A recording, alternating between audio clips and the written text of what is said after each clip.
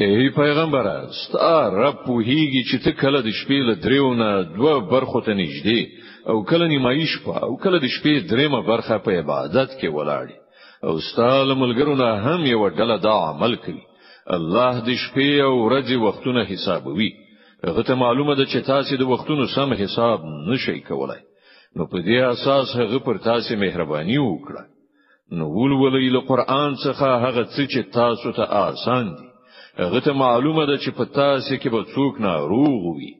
ځینې نور خلق د الله د فضل په لټه کې سفر کوي او ځینې نور خلق د الله په لار کې جنگيږي. نو ولولئ له قران څخه هغه څه چې تاسو ته آسان دي. المنځ ادا کړئ، زکات ورکړئ او الله ته پور ورکوي، حسنه پور. کوم نیکی چې تاسو وړاندې د خپل ځان لپاره ولېږئ هغه به د الله په وړاندې موجوده ومومئ. اماغه ډیره خده او د هغې اجر ډیر لوی دی. له الله نه بخښنه غواړئ.